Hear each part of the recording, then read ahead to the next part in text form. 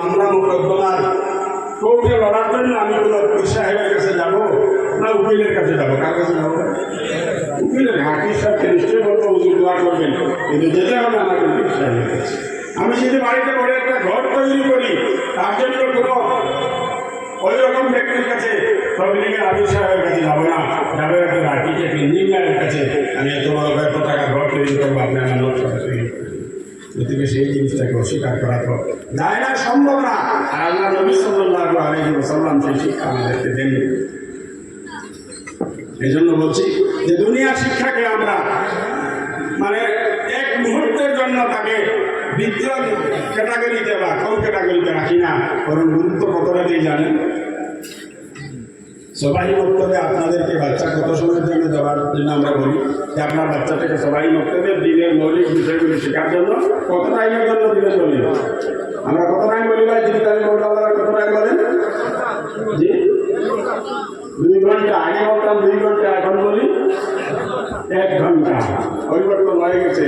এখন 2 ঘন্টা নয়, 1 ঘন্টা সময় দেবেন আপনার বাচ্চাকে মক্তবে। আপনি 1 ঘন্টা 1 ঘন্টা করে 5 বছর আপনার বাচ্চা মক্তবে আসবে। আপনার বাচ্চাকে আমি এতটুকু পাঠ এতটুকু শিখিয়ে দেব, আপনার আল্লাহ তাআলা আপনাকে প্রত্যেক মা বাবাকে হায়াত দারাজ করুন।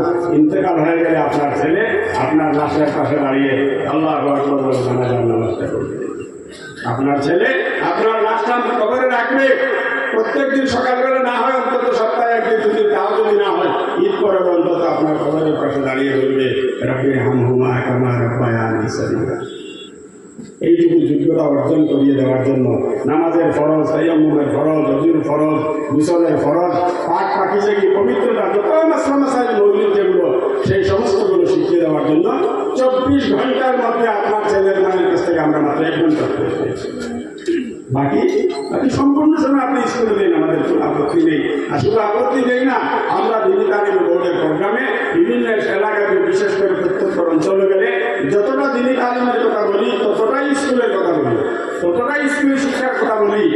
কিন্তু দুঃখের বিষয় আমরা বলি আর না বলি, আজকের জামানায় কিন্তু অনেক বড় সংখ্যক মুসলমানের তৈরি হয়ে গেছে। তাদের অন্তরে দিনী শিক্ষার গুরুত্ব